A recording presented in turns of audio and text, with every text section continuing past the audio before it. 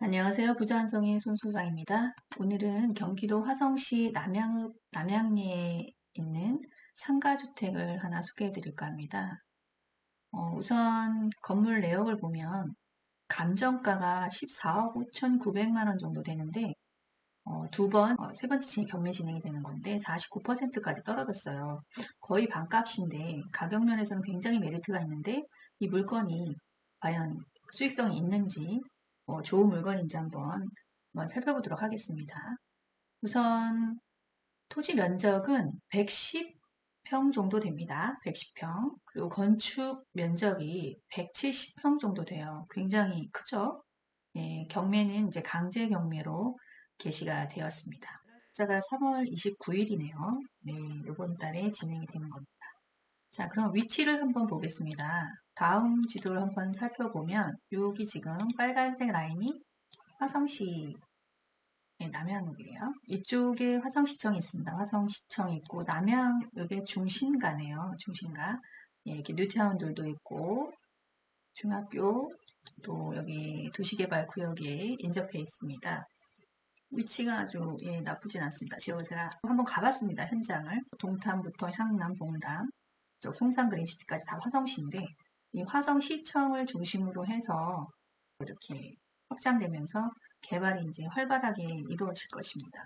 이쪽이 송산 그린시티고요. 해당 물건지는 여기 신백중학교하고 여기 아이파크 사이에 상가주택인 것 같아요. 예, 단독주택 용지라고 합니다. 단독주택 용지 안에 상가주택인 거죠. 자, 예, 주거지역이죠. 이렇게 노란색으로 있는 게 주거지역입니다. 핑크색은 상업지역이고 그래서 로드뷰를 한번 보겠습니다. 현장을 보면 여기 있는 요 물건이네요.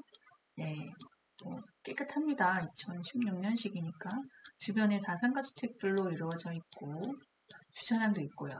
제가 가보니까 이게 지금 예쁜 건축물이 들어와 있더라고요. 지금은 과거 거니까 22년 벌써 6월달 건데 지어 있습니다. 주차장도 있고 여기에는 작은 1층에 상가가 있고요. 점포죠. 점포가 있고 이렇게 검은색으로 되어 있는 거 보니까 이따 살펴보겠지만 위반 사항이 좀 있는 것 같습니다. 권리관계를 한번 볼까요? 권리관계는 현황에서 1층은 이종 근린생활시설로 되어 있고 20평 정도 되어 있습니다.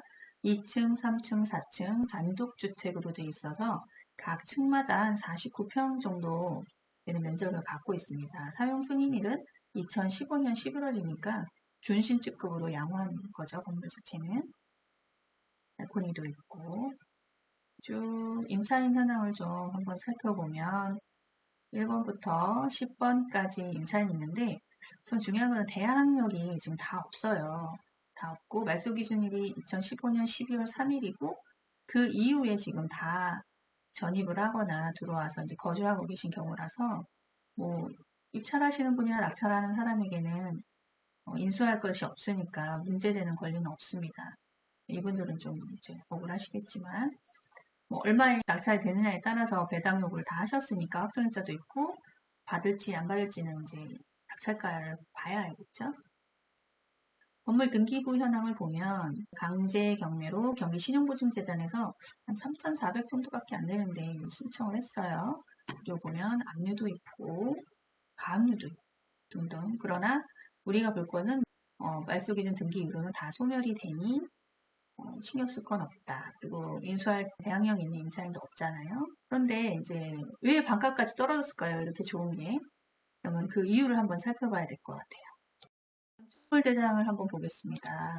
건축물 대장이 보면 이렇게 위치나 뭐 주소, 건물에 대한 전반적인 상황이 있는데 여기 보시면 위반 건축물 표시라고 해서 불법 대수선 2층 또 3층, 4층 이렇게까지 전부 다 불법으로 위반 건축물이 되어 있는 겁니다. 여기에 이렇게 보시면 노랗게 위반 건축물이라고 되어 있죠.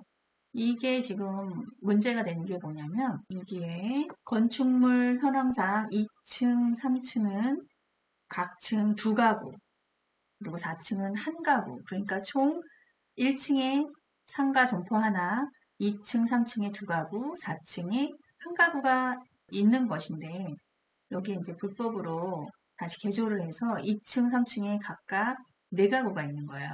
그리고 4층에는 2가구. 그러니까 총 5가구를 더 만들어서 한 거죠. 수익률을 높게 하기 위해서 불법으로 한 건데 지자체 지역마다 조금씩 다릅니다. 이건 분명히 확인을 해봐야 아는 일이지만 죽전동 같은 경우는 증축이 된 부분은 그 증축된 면적 부분만 그 계산을 해서 이행강제금을 부과한다고 합니다. 그런데 제가 확인한 여기 화성시청 쪽에 알아본 결과는 대수선이기 때문에 이거는 전체 연면적을 계산을 해서 이행강제금을 부과한다고 합니다. 그래서 잘 안 알려주려고 하시는데 제가 좀 꼬치꼬치 물어보니까 대략 1년에 한 번 부과하는데 850만 원을 지금 부과를 한다고 합니다. 비싸죠? 근데 지금 여기에 현황에 보면 다 지금 전세로 있고 월세 부분은 그렇게 많지 않잖아요? 근데 이게 과연 지금 감당이 될 수 있는지를 한번 생각해 볼 문제가 있고요. 위반 사항을 원상복귀 해놓지 않는 이상 계속 부과가 된다고 합니다. 엄청나게 부담이죠. 14억, 15억 정도 되지만 7억 정도로 떨어졌는데 그 떨어진 이유가 여기에 있었던 것 같습니다. 제가 아는 지인분이 상가주택을 직접 점포를 운영하면서 이런 거를 찾으셔서 알아봤는데 2층을 용도 변경을 해서 사용하면 어떨까 하고 알아봤는데 상업용지에만 2층은 가능하다고 합니다. 근데 현재 여기는 주거지역 안에 단독주택 용지이고 점포는 1층 및 지하만 가능하기 때문에 근린시설이 2층에는 허용이 안 되는 거죠. 그럼 결론적으로 말하면 내가 싸게 낙찰을 받아서 그 용도에 맞게끔 쓰려고 2층을 주택을 점포로 바꾸려고 했더니 결국에는 주거지역 안에 단독주택 용지는 1층만 되더라. 현재 1층이 있죠. 그러니까 거기를 사용하거나 상업용지라고 하면 용도를 변경해서 지역 개발과랑 협의해서 건축허가 변경이 가능하고 용도 변경도 가능하다고 합니다. 그러나 지금 해당 물건은 해당이 안 되죠. 여러분, 제가 밤에 갔었는데요. 여기에 2층 2가구, 4층 1가구가 불이 켜져 있더라고요. 안에는 들어가 볼 수는 없었고 밖에서 봤을 때 계량기가 이렇게 6개가 이렇게 설치되어 있습니다. 그러니까 여기 점포인 것 같고 여기는 이제 주택인데 총 10가구가 되어 있는 거죠. 원래는 5가구지만 이거를 어떻게 나눠 쓰는지는 잘 모르겠지만 여튼 이렇게 계량기 되어 있고 비어 있는 집도 있는 것 같습니다. 시세를 한번 네이버 부동산에서 찾아봤습니다. 현재 그 물건지 위치는 여기인데요. 근처에는 지금 매물이 월세 정도만 나와 있는데 여기 지금 중학교 앞쪽인데 여기에 하나 비슷한 면적과 건평을 갖고 있는 물건을 보니 16억 정도의 매매가 나왔습니다. 4층 건물이고요. 신축 건물이네요. 21년도니까. 대지 평수도 해당 물건은 110평 정도지만 여기 84평 정도고 해당 물건은 170평인데 건평은 126평. 조금 이게 작습니다. 그러나 신축 건물이고 위치도 아까 거기보다는 조금 더 좋긴 하죠. 근데 16억 정도로 유추해 보면 감정가가 그렇게 틀리지는 않다라고 이제 볼 수 있겠는데요. 일단은 문제점이 있잖아요, 지금. 첫 번째는 위반 건축물이 있어서 원상복귀를 하지 않으면 이행강제금을 매년 850만 원 정도 내야 되는데 그게 감당이 되느냐. 내가 아무리 싸게 받았어도 매년 그렇게 낸다는 건 굉장히 부담이 있죠.